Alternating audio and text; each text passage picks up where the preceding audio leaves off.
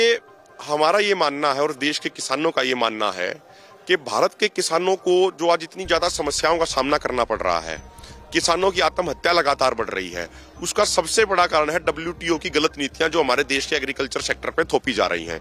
1994-95 से पहले शायद ही कभी कोई खबर आती हो कि देश के किसी जिले में या किसी राज्य में किसी किसान ने आत्महत्या करी। लेकिन 1994 के बाद, पहले इसको गेट बोलते थे, general agreement on trade and tariff, उस पे साइन होते ही भारत में किसानों की आत्महत्या लगातार तमाम राज्यों में बढ़ती चली गई। ऑन रिकॉर्ड अब तक 5 लाख किसान और खेतीहर मजदूर आत्महत्या कर चुके हैं। ऑफ रिकॉर्ड 20 लाख से अधिक किसान और खेतीहर मजदूरों ने आत्महत्या करी है। WTO की जो नीतियां हैं वो विकसित देशों के लिए बनाई गई हैं। भारत जैसे विकासशील देशों का शोषण किया जा रहा है WTO की नीतियों में। देखिए, उसमें 3 तरह की सब्सिडी है, green box, amber box, red box.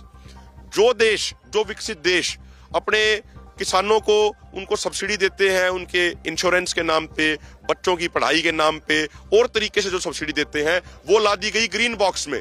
उसके अंदर कोई लिमिट नहीं लगाई गई। इसीलिए अमेरिका का एक किसान साल में एवरेज 42 लाख रुपए की सब्सिडी लेता है। आप और पश्चिमी देशों की बात कर लीजिए, चाइना की बात कर लीजिए, जापान की बात कर लीजिए, वहां भी भारी भरकम सब्सिडी वहां के किसानों को मिलती है।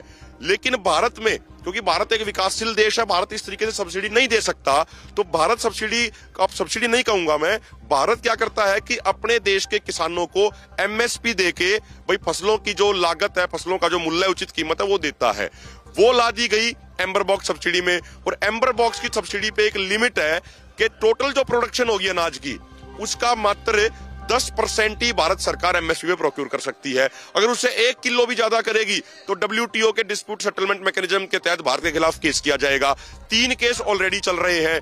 इंपोर्ट जो एक्सपोर्ट है, भारत में तमाम फसलें पैदा होती हैं, उसके बाद भी WTO में जो सिग्नेचरी है भारत, उसके कारण जबरदस्ती कई फसलें भारत में भेजी जाती हैं दूसरे देशों के द्वारा। कारण क्या है उसका?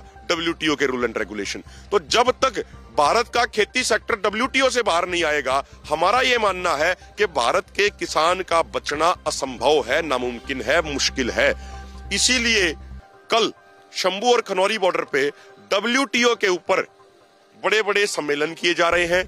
परसों 26 तारीख को WTO के पुतले भारत के लाखों गांवों में फूके जाएंगे, ताकि पता लग सके लोगों को कि किस तरीके से WTO जैसे संस्थान विकसित देशों की पैरवी करते हैं और विकासशील देशों का शोषण करते हैं। इसलिए हमारी इस आंदोलन की एक प्रमुख मांग ये भी है। अभी आप देखिए, 26 तारीख को WTO की बैठक हो रही है, इंटरनेशनल लेवल की। तमाम देशों के प्रतिनिधि उसमें भाग लेंगे। हमारे इस आंदोलन की एक प्रमुख मांग है कि भारत सरकार एग्रीकल्चर सेक्टर को WTO से बाहर निकाले।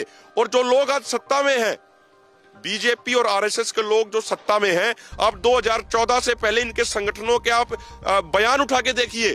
इनका स्वदेशी जागरण मंच, अन्य संगठन है, भारतीय किसान संघ, भारतीय मजदूर संघ, वो भी डिमांड करते थे कि भारत को WTO से बाहर आना चाहिए, क्योंकि WTO से भारत के लोगों का शोषण हो रहा है।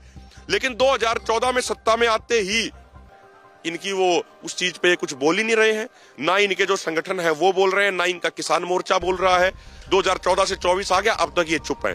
तो हमारी मांग, इसमें जो महत्वपूर्ण मांग इस आंदोलन की ये है कि भारत सरकार हमारे खेती सेक्टर को WTO से बाहर निकाले।